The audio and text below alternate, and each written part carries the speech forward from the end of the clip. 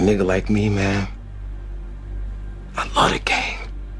I love the hustle, man. I be feeling like one of them ball-playing niggas, you know? Like Bird or Magic or something. Yeah, you know, a nigga got dough. A nigga could leave the league. But if I leave, the fans still gonna love me, man?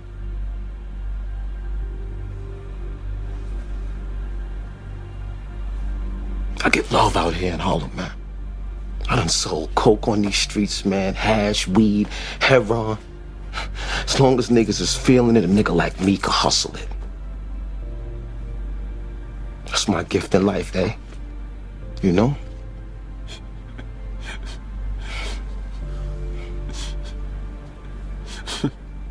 What? The fuck you laughing at, B? You, man. Funny, man. You a hustling motherfucker, man. For real, baby. You fucking killing me, man. Well, you know me, baby. Hey people, how y'all doing? Sub-Zero 3639. Hope I'm not getting sick. I feel a little tender. My body feels tender like I've been working out extra hard.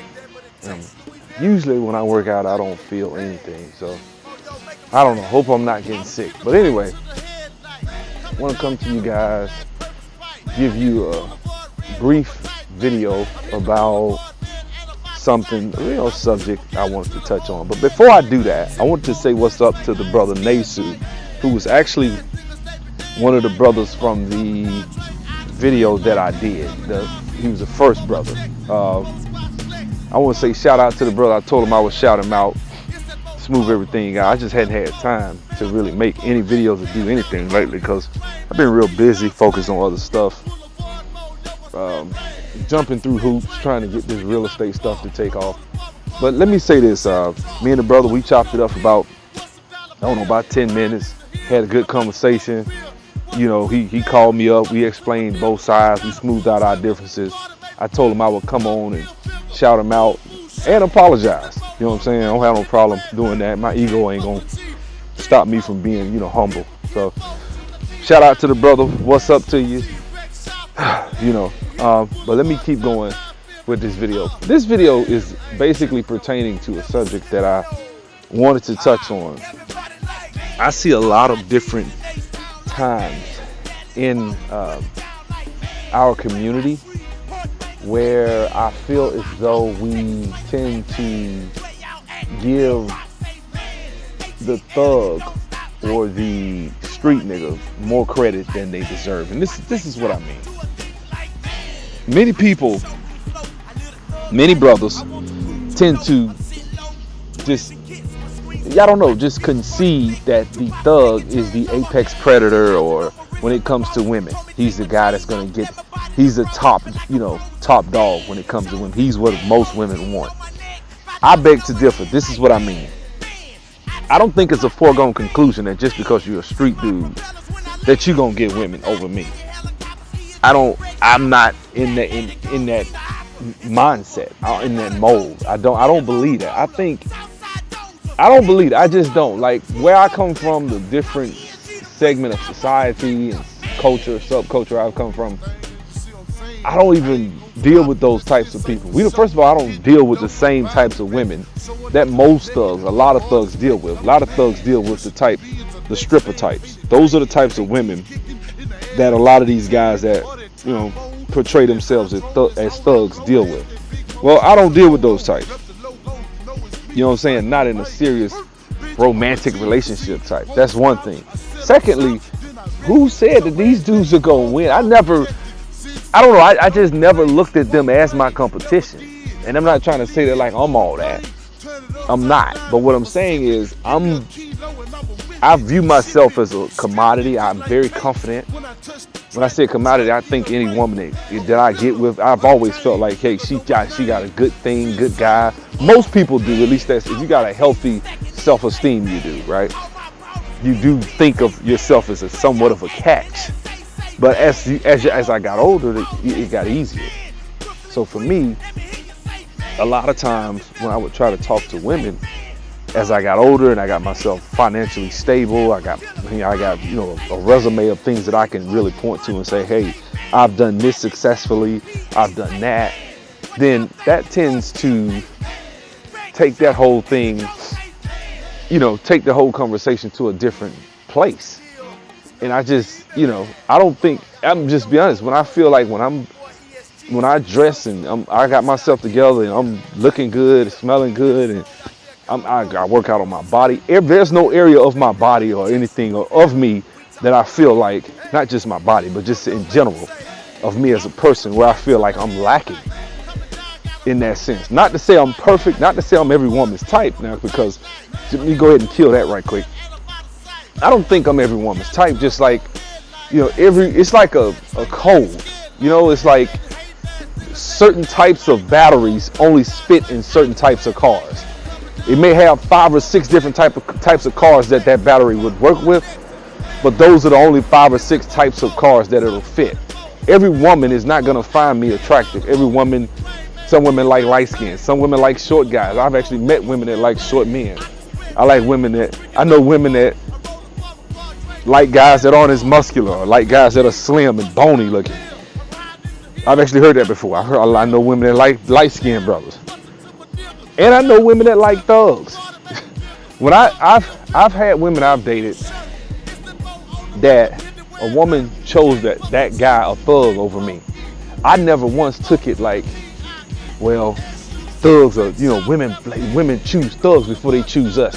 Now I think there's a stereotype or something that we have to kind of acknowledge that, yeah, they do have a reputation for getting women. And I'm not stupid, but why do they have that reputation?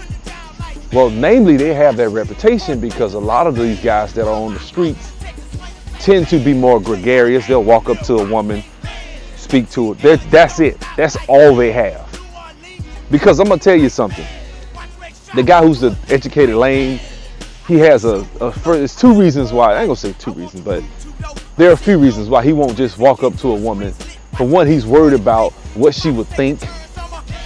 2, he doesn't want her to feel like he's trying to be like, well, maybe you overthink it. We tend to, a lot of guys that are educated lames tend to overthink walking up to a woman and saying, I don't give a damn about your day, this is what I want to do. And a lot of times when a woman picks up on that, you exude confidence by doing that. A lot of times, and women realize this guy doesn't give a damn and I got a fat ass and a pretty face. He just wants to talk to me. So I'm going to talk to him. I'm going to give him. So that's why thugs a lot of times win out. But I don't think for 1 second that thugs win just because the mere fact that they street dudes. I don't believe that. I don't think it's a foregone conclusion. You get what I'm saying? Like when I hear people on the internet, and the reason I'm saying that because I hear a lot of people on YouTube making comments like, well, they upset because the thugs get all the women, they get all the pussy. Until I got on YouTube, I'd never heard that shit before. Real talk, not in that regard. Like I've never, to put it like this, I've never from my perspective viewed it like, okay, he's gonna get all the women just by the sheer fact he's a thug and he's more of a man. Shit. Please, it's all about competition to me. It's not, you know what I'm saying? Like women make their choices, they choose up. It's on the woman to choose. It ain't giving you gonna win just cause you sell dope or just cause you wearing your pants hanging off your ass. So you telling me if I walk up in a nice tailored suit, I got my damn nice ass shoes on, I'm smelling good, I know I'm looking good, and I feel that shit, and I'm super confident, and then I'm smiling and cracking jokes and looking at a woman, shit. Don't tell me I ain't gonna get, and this is not just for me, I'm not trying to say this just for myself like I think I'm the shit.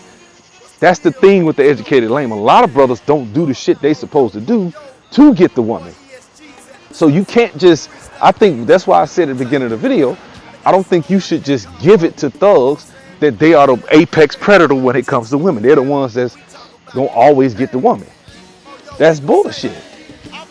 They don't have to always get the woman. They get women because a lot of times they're more aggressive. But that, don't look at that as they're better with women. Just look at it as they're more aggressive. You know what I'm saying? I'm not aggressive all the time. I'm not. A lot of times I'm minding my damn business. I ain't really thinking about a damn woman. I'm really not. You know what I'm saying? Most of the time I'm focused on money. That's my main goal. Right now I ain't focused on none of that. But what I'm saying, I'm focused on money, not pretty much all the time. But what I'm saying is, even when I'm dating hard and heavy, looking for women, that's not the main goal of my life. Why? Because when you focused on your own shit, that makes you attractive to a woman because you have your own set of rules, your sort of set of guidelines, your own culture that you're willing to follow, that you're willing to adhere to. And women find that attractive. They don't just want to sit back and they don't just want a guy who doesn't have his own lane. You know, they don't want a guy to be, especially beautiful women. The more attractive a woman is, the more when you talk to her, you need to have your own shit going. You need to have, she needs to see and realize this guy is not, you know, just gonna make me the center of his world. Now, when I was young, I dated beautiful women and had them be the center of everything and talked to them and wanted to, you know what I'm saying? So I know what it's like to make those mistakes. But when I listen to people on YouTube talk as though this guy's like this, or, you know, and I'm not trying to get into this beef shit with anybody, but I just see when people get into it, guys bring that point out where they're just jealous of thugs because they get all the women. Where? Like, I'm like, where? Like, cause it's almost like you telling brothers, you're not, first of all, it's so easy to get a woman. That's not really a hard thing to do. It's really not. That's number one. Number two, like, for you to think that, like, you have either, when a person thinks like that, it probably means they haven't traveled and seen anything. You know, and there are a lot of people, see, one of the biggest things I've learned about the black community, motherfuckers got mouthpieces and pride. Like, they're not gonna let you expose their ignorance, even though it may be showing like you wouldn't believe. They're not gonna sit there and adhere to it and say, yeah, man, I didn't know that it was like that. Just where I'm from, it's like that. You know what I'm saying? They won't, like, I'm gonna give you a good example. I do IT, right? I know brothers that do IT. I'm not even gonna talk about myself. I know brothers that are in this industry that get hella women, right? They're not thugs. They do the same type of shit I do. You know what I'm saying? And they get hella women, and it's very easy for them to get women. They don't look at a thug as like, oh man, damn, I'm at a disadvantage because this nigga come up here. These brothers making, you know, $3,000 a week too. So it's like, shit, that's pretty good money. You making $12,000 a month. You know, you may not be, well, shit, you probably making just as much as a drug dealer in many cases. To be honest with you, you're making $12,000 a month. Because if you know, I ain't gonna get into the math of it, but you're making just as much as some drug dealers that's moving some weight. If you're making $150,000 a year. Now you got guys that's moving 10, 15 keys, 20 keys a week. That's different. You know what I'm saying? But how many guys are moving that kind of weight? Not many. Not many. You know what I'm saying? And that's not a lot of weight, but I'm just saying. I know guys that move that kind of weight back in the day. 10 keys a week. They was moving it. Now it's a drought lately, so nobody's moving major weight like they used to in the 90s anyway. People still might be selling drugs, but not like they used to. So most of these guys that's thugs out here ain't making what they used to make back in the 90s. It's been a crackdown on that, number one. So most of these guys that's thugs, they say the average drug dealer makes about $45,000, $50,000. That's it. So you got brothers out here making 3 times what the average drug dealer make. Why the fuck would he be intimidated by a drug dealer? You go to a club, drug dealer pull out a knot with $1,000, $2,000. That ain't shit. It's just the brother that makes money. It's the brother that has a job is probably more too intelligent to go up in a damn strip club and pull $2,000 out and throw it in front of a stripper to get some sort of attention. Even the BMF guys, I'm gonna give you a good example. The BMF guys, when they were out, they were legendary in the club. They was bringing in like $8,000, right? One of them they're coming in with like $8,000. That's a lot of money, right? I know professional athletes that would be in there. Roddy White used to be in there. His cousin, we was up at, I think he was at Onyx one time. And Roddy White was like, man, them damn BMF boys be coming in here with $8,000. He say, shit, I got to go back to the damn ATM fucking with them niggas. I hate to go to the club when they in there. and they come, he said, man, he'll bring in like $3,000. Which that's a lot of money. You know what I'm saying? So that's what I'm just saying this to say, a dope boy in this day and age will walk in the strip club just to show off. But let's be honest, who wants a stripper any damn way?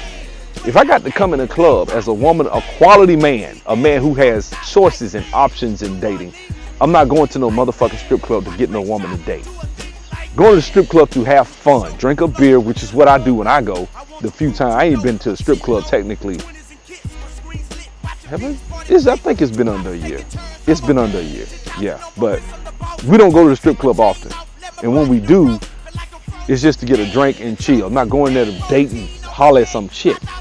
And what I'm saying is, most of the time when you listen to people talk, they talk this shit as if the damn apex predator, the guy that's gonna get all the women, is a thug. And I'm sorry, where I come from, going to HBCU, damn near all the brothers, I ain't gonna say all, but a lot of brothers on campus, you know what I'm saying? That's my life. I went to a black high school. Most of the guys we had a lot of gang members, but everybody wasn't a thug. A lot of guys got women that wasn't in these gangs. A lot of guys got women that wasn't athletes. Then you have that's high school. Went to college, it's the same thing.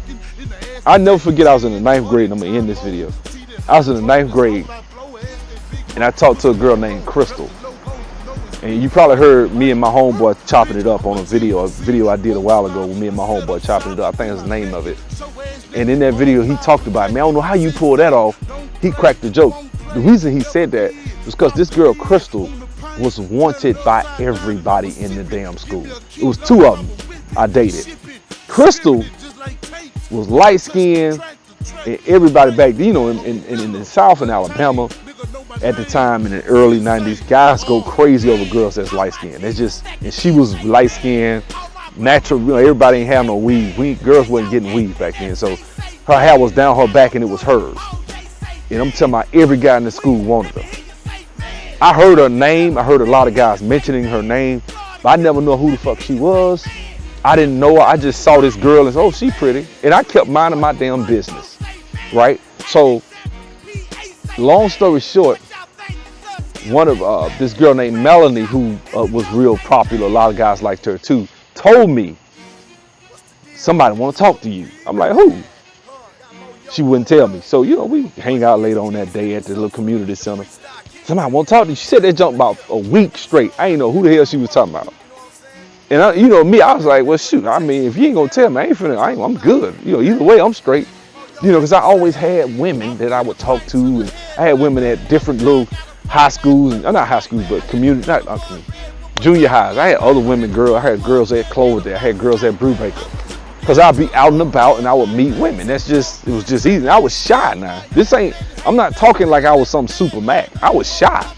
I would pull girls. I would dress up nice, go to the mall on a Saturday and meet girls. It was very easy, right? So she told me, finally, she said, my girl, Crystal. I said, who is that? You don't know who Crystal is? I said, no. Crystal who? She told me her last name. I said, I heard the name. I just don't know who that is. And so when she finally introduced me to her, I was like, oh, okay. So I walked up, we started talking. Well, lo and behold, we had a little junior high relationship. And I never forget that there were guys I was in school with that were drug dealers. That a lot of these guys used to be trying to talk to that girl, and I would see them because guys would always be pushing up because my locker was right literally like not too far from her locker. So I would hear the conversations of guys at her trying to push up on her. I would mind my business.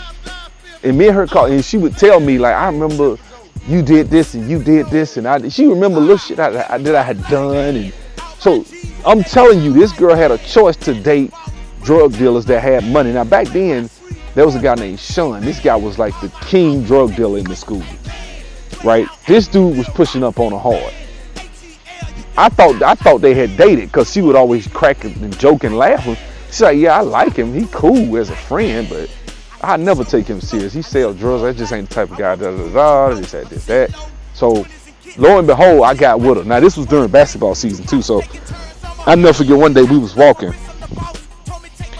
and nobody knew me and her was together because we would talk on the phone. And she, at first, when I first met her, she was like, I'm gonna really try to be. I don't like people. Since our lockers are close, I don't want everybody to know our business. I'm real private.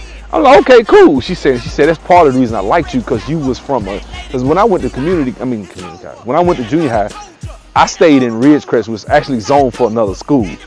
So a lot of people didn't know me like that went to the school, because I didn't stay in that normal area and stay, everybody can go by my house. I wasn't in the same neighborhood. So nobody really, I ain't gonna say nobody, a lot of people knew me because I played ball and stuff, but other people didn't. A lot of people didn't know me.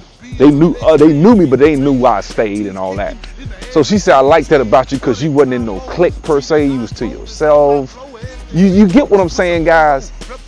This bullshit of this narrative that the thugs get all the women is bullshit. Okay? Because I had this girl, and I'll never forget, we was walking that day, and they had this little shed. We was walking to the center, and I was holding her hand. And everybody was just like gasping, like, oh my God, she with so-and-so. She with, basically I'm gonna say sub. She with sub, which is me, basically. She with sub. Oh man, of course they didn't call me sub. I hadn't done that. I hadn't done the reason I'm called Sub-Zero is because of my basketball exploits. What I did on the basketball court. But nonetheless, they saw me walking with her. And my homeboy, when we got down there to go to practice, my homeboy, we'll be sitting out there while the 8th graders practice. This was when I was in 9th grade. So while the 8th graders practice, my homeboy come over there. Man, you got them niggas lit. Them niggas so mad at you, dog. Cause we was talking. He's like, I'm like, why? He like, man, them niggas talking about you. Why she with that nigga? Why she with him? Why she? I said, them niggas is upset. Of course, I loved it, right? Back then, I kind of liked it, but I didn't understand what a true hater was. Them niggas was true haters. Cause them niggas was like, why she with him? What she see in him? Like, them motherfuckers actually said that shit. But see, I pulled her. Now, I'm gonna tell you something. Once you pull one woman like that, other women see that shit. And I pulled this other girl named Tanya, right? Same way, but she told my homeboy. This how it worked back then in junior high, Your girl will say, yeah, your boy kind of cute. She'll say something, and then my homeboy came, man, guess who said something about you? Like, I used to get that all the time. Like, who? Not all the time. I ain't gonna lie like that. I got it. It happened on numerous occasions. But when it happened this time, I was excited. I was like, because when I found out, I knew who she was. She was dark skinned. She looked just like the girl from the movie A Bronx Tale, Terrell Hicks. They could go for twins. Like, that's how she looked. And everybody liked her. And she went with this dude that was like this big thug dude she used to have. We were in junior high, but this dude was like a disciple, disciple, folk to the heart, whatever they call it. He was a disciple gang member and stuff like that. And in junior high, now of course I wouldn't dare date a girl that think like, but this junior high, so you gotta bear with me. You know what I'm saying? We all go to the same school. So, and lo and behold, she wound up being like a nurse practitioner. She made something out of herself. She wasn't just she wasn't no freakazoid like that. Plus she wasn't getting down, which that's because me and her wound up dating. But the thing was, I talked to her, and I thought, you know what, when I got with her, I was young, I didn't have any confidence, and I was thinking, man, maybe she don't like guys like me. I was shocked she even told me. She's like, why would you think that? She told me that shit. She said, why would you think that? I think you're very attractive. She told me that. I said, well, I just thought you was with old boy Lee. That's his name, Lee. Lee, and he was a gang guy, big 6'3", 230-pound damn athlete ass, big muscle pound ass nigga. But he was a gang number. Nigga you did not want to fuck with. So I'm like, she go from that nigga to me, and she was like, why? She told me that one time, and I started, I don't say it went to my head, but it just helped me to understand, damn, maybe I'm selling myself short and giving these guys credit. Now, when me and her broke up, the real thing that really kind of taught me another thing was niggas was calling my house laughing. Dudes was getting my number. This is how much, this is like the early 90s. I didn't know what a hater was. Like, I knew, but I didn't know. Like, we didn't even say the term hater. Hater didn't really get famous until the Loonies dropped Player Hater. That was like 95, 96, right? So we ain't call nobody no hater, because at first it used to be so-and-so a player hater. Then we say so-and-so a hater, like how we still say hater today. But them niggas was calling my house, hanging up in my face, laughing. dudes that wouldn't even fuck with me, dudes that I wasn't even cool with, I heard she dumped you, ha ha ha ha. Like, that's how them niggas was. Like, now, I'll be like, I would damn near be flattered. Like, oh shit, these niggas is really some jealous ass niggas. Them niggas did not like the fact that she was with me. Take in mind now, once you do this, once I dated these girls, they was like the 2 best looking damn girls in the school. Once I dated them, every girl in the damn school wanted to talk to me. Every girl in the school. Like, chicks I ain't even know was saying stuff. You know what I'm saying? Chicks that I knew, but they were saying stuff like, well, he look like he know how to treat a woman. Because I would always walk my girls to class and hold her hand and hold her books. It was just back in the day. You know what I'm saying? I was a romantic little nigga. You know what I'm saying? I listened to Babyface. I was going hard with it. You know? But what I'm saying is, it taught me a lot about how to be with women, how to talk to women, and it taught me, dude, you not dead in the water. Cause once I saw that I could date her, and I had all these other girls through. It wasn't no girl. I mean, I literally probably had, in my 9th grade year, I probably dated like 9 different girls. Real talk. Like, I had chicks everywhere. And it was just, and then I went to high school and I started over. And it was always the same. Even in high school, I had some like real beautiful, I'm not saying I was like I'm not saying I'm the best looking guy in the world. I'm not. I'm not saying I'm the flyest. I'm not saying I'm anything. I'm not the best of anything, right? I'm confident, but I'm not. I'm sure you hear that now, but I'm not the best of anything. But I think we as educated lames, or we as brothers that aren't, we as squares, guys that got jobs, businesses, stop thinking and stop repeating that it's a foregone conclusion that the thug is going to be the one that gets the woman. Stop repeating or thinking that it's a foregone conclusion that the guy that's supposed to get all the women is the guy that, you know, sells drugs, or the guy that wears his pants off his ass. No, nothing could be further from the truth. If you spit your game and you come at a woman the right way, and you come at, you know what I'm saying, as a man, are you going to get every woman? No, but shit, that 10% that going to give you the play, if you step into all beautiful women and you getting 10% to give you her number, that means you getting shot down out of 10 times, 9 times. But that one time, somebody going to smile and give you her number. That's how this shit work, man. It's a numbers game. And what happens is, man, you'll see and realize that it's not all about the image that we think that is the apex predator in the black community. Now, when you're younger, a lot of times we as men don't have confidence. We don't have confidence. So the guy that has money has ways to get means and stuff like that. Because a lot of these thugs trick off hard. They buy stuff. They come to girls throwing out money, especially when they're young and they're in their 20s. Girl, what you want? What you want from me? Let me get you something. You know, and girls, you know, most girls go, okay, well, if you want to buy, that's how these thugs do, man. A lot of these niggas. I never forget a couple of months ago, what was it? The last time I went, that's why I said it ain't been a year. Because last time I went, it was this stripper that was I had went to Follies over there on Buford Highway. And this stripper, she was a pretty chick, you know. I like dark-skinned chicks, so I'm getting her a couple of dollars. So I'm looking, this nigga standing right next to me and kept trying to talk to her while I'm giving her, which I ain't give a shit, because I'm like, fuck it, ain't like I'm trying to talk to the chick. And she was looking annoyed the whole time, like, but she knew him. I could tell she knew him. And so I turned and look at him. He like, she bad, ain't she? I say, yeah, but I'm like, who the fuck is this? You know. Then I put 2 and 2 together. I'm like, okay, he must have bought the pussy, because, you know, this little dusty looking ass nigga. You know what I'm saying? I said, okay, he must have bought her, and he's scared she gonna try to holler at somebody. So he up here blocking. When I'm just up there getting a damn lap dance, you don't want in that strip, you need to get out of there. You know. But that's the thing. So I'm just saying, a lot of times these thugs trick off. A lot of times these thugs come with a certain bravado because they're more aggressive, which means they're gonna get more experience dating and talking to women. They're gonna be more comfortable in a woman's face. That's it too. But if you remove that, if you say, you know what, I'm gonna walk up to this woman and I'm gonna spit my game too, it ain't a foregone conclusion you're gonna lose. And you'll see that. I think a lot of times, half the brothers you hear bitching on YouTube about black women like thugs, a lot of times are afraid to really step back and tell the truth about themselves. Because if they did, they say, you know what, It ain't got nothing to do with that, man. What it is, I'm scared to step to women. I got shit I need to work on. I'm flabby and out of shape. My money ain't where I need to be. You know what I'm saying? My confidence, my social skills aren't where they need to be. You know, but when you get all that shit in order, don't tell me you gonna lose. If you get your money right, if you get your money right, you get your social skills together, shit.